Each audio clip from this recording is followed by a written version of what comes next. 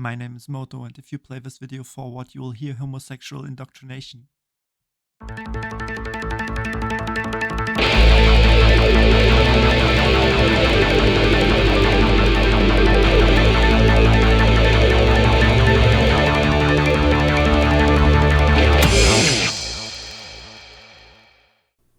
So, welcome to the initial episode of You Don't Know JANK. This time with me, my first guest can introduce themselves. Hello, I'm Thempire Iain, vampire VTuber and card game extraordinaire. Welcome. Now we'll see how smart you are at answering stupid questions with even more stupid answers. Let's see how it goes. Yes, so for our first category, we are talking about skill, or maybe the lack thereof, because you're eating at a venue and discover that instead of skill, your lunch has a Brazil issue. What could you be eating? A. Coconut cookies. B. Mango toast. C. Pineapple pizza. Or D. Watermelon slices. Oh. Okay. Interesting. Could you repeat the first two? Coconut cookies and mango toast. Mango toast sounds baller. I'm gonna choose that. Alright. Unfortunately for you, mangoes are from India and therefore are not the correct answer. Dang. Smart people would have chosen pineapple pizza. Also tasteless people, but they would have chosen the correct answer. Pineapples are the only fruit among these four that is originally from Brazil. And of course, the astute listener would notice that all of these are currently domesticatedly planted in Brazil. Just like how many fruit end up in places they would not originally be from. Good.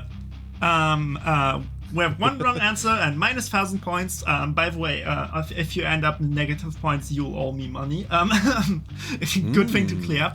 So, yeah. So, we stay with the food theme for a little bit. So, if we're invited to a 17th century dueling dinner and in line with the etiquette at the time, you're handed cards to represent your cutlery. What might be what your host would provide you with? Melisaurus fork and Melisaurus knife, 2 Melisaurus forks, 2 Melisaurus knives, and a Melisaurus spoon, a Melisaurus spoon and a Melisaurus knives, or you would not get any of them. Ooh, I'm gonna go with you would not get any of them. You eat with your hands and you bring your own knife. That is the correct answer. I'm a historian. In the 17th century, most cutlery was silverware, and silverware was so prohibitively expensive that even aristocratic dining hosts would not give their guests them for free. So therefore, you were expected, if you wanted to eat with a fork or a spoon, that you would have to bring these on your own. Oh man, I knew that history degree was good for something. So we're 1 for 1, and we can go with a stride for the next one. This one's for all the 1 for 1. This one's for all the Yugi boomers and all the people who love watching other Yugi tubers. If Yugi boomers only cared about monsters that made an appearance in Season 0 of Yu-Gi-Oh!, which of these clickbait titles would no longer work for a YouTube video? A. Unbeatable Blue Eyes decks, easy OTKs through enemy gates. B. Exodia turn 1, insane starting hand. C. This Dark Magician deck is broken. Or D. New Summon Skull list, better than Snake Eyes.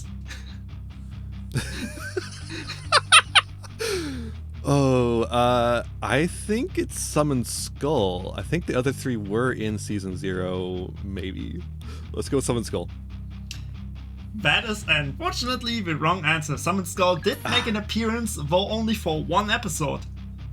Shockingly enough, the only card of these that actually did not feature in Season 0 was Dark Magician. Not even as an That was my second guess. Yes. That was my second guess. Blue Eyes obviously was featured, and the Exodia that we see in Season 1 is actually also featured in that exact way it plays out in Season 0. Yeah. The first episode. See, the reason I actually- forgot. The reason I forgot is because when they do that duel in the regular anime instead of in season 0, they add Dark Magician to the duel for some reason. On to the next one. Let's cool off with a water-based question. If we're building an aqua deck but accidentally have to account for aquaplaning, which of these monsters would be unaffected by that? A. IP Masquerena, B. FA Hang On Mark, C. Yugioh Accelerator, or D. Mega Phantom Beast Blue Impala? What was the what was aquaplaning? Yes, which of these monsters would be unaffected by aquaplaning? I don't know the term. Now that is a problem for a quiz, isn't it? Yeah, it is. Interesting. Okay. Is it like aqua? Are you saying aquaplaning or is it aquaplaning? Like we're planning some sort of aqua feature? No, it's with one N. I'm convinced it's pronounced aquaplaning, but it could also be aquaplaning. I'm not 100% sure. Aquaplaning is when like a boat is moving too quickly and it like flips because it aquaplaned. No, that's not the term I'm thinking about here. Okay. I'm gonna go with IP Masquerena for no particular reason. Unfortunately for her, being hot does not exclude her from aquaplaning. So, aquaplaning is the effect of wheels on wet surfaces that water collects in front of them, causing them to lose traction. And of all the four monsters... aquaplaning. Yeah, aquaplaning is also how it applies to cars, yeah. Yes, and FA Hang On Mark does not have wheels because it is a flying F-Zero car, so therefore it would be the only monster here that is unaffected by it. Makes sense. Great. Now the next question is a bonus round. It's I have a pending name for it. Let's call it the Magical Box Challenge because it is like Fairy Box. It's simply yes or no questions. So I will now list to you 7 monsters in a row. You will tell me if it's a dragon or if it's not a dragon. Simple enough? Makes sense, yeah. Alright, let's go. Twin-headed fire dragon. Ooh. That one is... I'm gonna say dragon. Yes. Nope. Burning dragon. Oh. This one I'm gonna say no. It is a dragon. Lava dragon. Lava dragon. I'm gonna say no on that one. I think that one's a worm.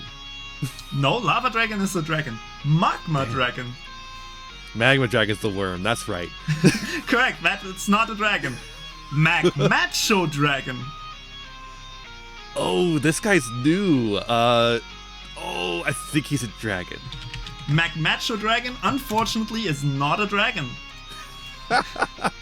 It's a pyro monster.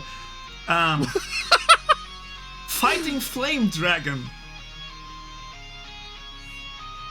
Yeah, that's a dragon. Correct. And now for the last one is a rush duel card. Burning blaze dragon. Burning blaze dragon. I'm gonna say dragon. That is correct. It's also a dragon. Yay! That's the thing about Yu-Gi-Oh! There's so many dragons that are not dragons. It's insane. I also specifically went only for those which is basically like fire dragon but special. Yeah, this is crazy. Like you could do the same thing again but with water. Like yeah, exactly. There's so many cards, and specifically even cards that say dragon in the name that aren't dragons. Yeah. It's so fun. You can do the same thing with zombies too. Like I think it's crazy. I think there's a dragon for every monster type except for illusion, right? No. There was an illusion card recently that has dragon in the name that was released. I'm not sure. I'll have to check. So funny. It's a rite of passage. Every type needs to have one. Right. So now we're going to the second half of the game. These answers are worth double, 2,000 points each, Ooh. or detract 2,000 points each. All right. Good. So, question 6. This is about dental care. We're bringing dental care to Yu-Gi-Oh cards. Which of these classic DM cards would have the lowest dentist bill based only on the number of visible teeth on the card? A. Slifer the Sky Dragon. B. Pot of Greed. C. Beast Fangs. Or D. Great White. Okay. Now Slifer has a lot of teeth. Pot of Greed, he's always smiling. Great White, I know he's got some chompers. Beast Fang, I do not remember in the slightest. Beast Fang is an equip spell from LOB that boosts beast monsters by 300. Oh, I remember it now. It's basically okay, denture, spot spikier. Yeah. it's what I have to wear to make these vampire teeth look more intimidating. I am oddly enough going to go with Great White. Great White has 38 visible teeth. It is the second highest one of this. The correct answer was Pot of Greed with only 20 teeth. It would have the lowest dental bill tier. And join us for the 1 hour special where we calculate the dental bill of Jaws Man. I went with Great White because I thought that some of its teeth were hidden. That was my logic. I was like, I think some of its teeth might be hidden. Yeah, and but you can are. actually see the multiple rows on the card art if you like looking closely. That got me. Alright. And we can stay with Yugi Boomer clickbait for the next question too, because this one's about Battle City. If a Battle City tournament would instead be held in Battle Creek, Michigan, who instead of Seto Kaiba might be the host of this tournament? A. Tony the Tiger. B. The Kool-Aid Man. C. The Pillsbury Doughboy. Or D. Ronald McDonald. Oh man. Am I really a true American if I don't know where our greatest cultural icons are located or were born in? I am going to go with Tony the Tiger. I know that the Kellogg's are somewhere up in that northeastern part of the state and the country, and I'm gonna go Tony. I'm gonna do it, Tony. That is the correct answer. Kellogg's is based in Battle Creek, Michigan, therefore Tony the Tiger would be the appropriate host for this one. Let's go! Now, you've proven yourself that you're both astute in history and that you're a true American, so the next question should be a complete breeze for you. If Yu-Gi-Oh! Anime was based on American history instead of Egyptian history, which of these lethal shadow games would not have been in the anime? Bakura vs. Abraham Lincoln, Marek vs. James Garfield, Pegasus vs. William McKinley, or Darts vs. Zachary Taylor? Okay. Oh. Let's see here. So this is the interesting thing. Abraham Lincoln was not killed in a duel, but he was shot dead. So it's almost like a duel. I can guarantee you that none of the presidents in real life were killed by a card game.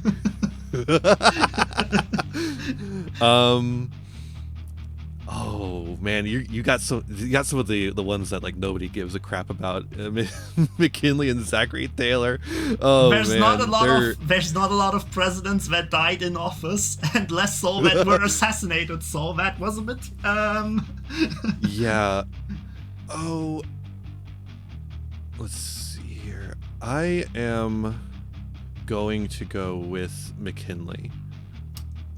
Unfortunately, William McKinley was in fact assassinated, so Pegasus versus McKinley duel, though of the much more fruity circumstances than the original assassination, could have been taken place. The correct answer is Darts versus Zachary Taylor. Zachary Taylor, he died in office. The widely accepted consensus is that he died as a result of cholera and that was not in fact poisoned, so therefore it would not be historically accurate to assume he was assassinated by a duel. What they don't tell you is that it was a shadow game. He lost his soul. Yeah. Who does not remember the time where Tom Wilkes Booth pulled out his duel disc and said, "It's time to duel." Right. Now for the penultimate question. This one's kind of about languages and also about history. As we know from the anime, Mai has stolen Rarik's winged dragon of Ra, but was unable to read the card text. Which of these items might have helped her to do so? A. The Dendera Zodiac, B. The Rosetta Stone, C. The Obelisk of Axum, or D. The Stele of Ra? I'm gonna go with the Rosetta Stone. And you would be right to do so. The Rosetta Stone is a real-life stone that was had in ancient Egyptian hieroglyphs and their respective Greek translations on them. It was basically instrumental in translating any Egyptian texts.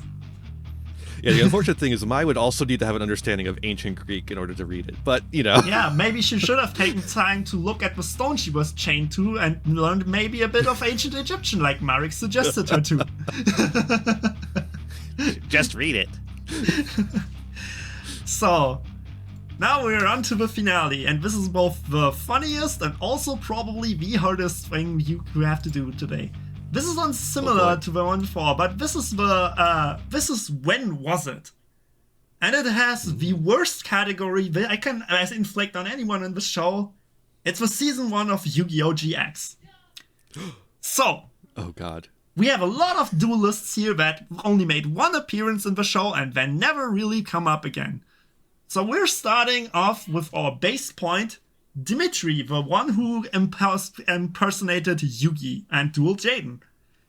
Now I will tell you 7 other duelists that Jaden dueled in the show, and you will tell me if they were before or after him chronologically in the anime.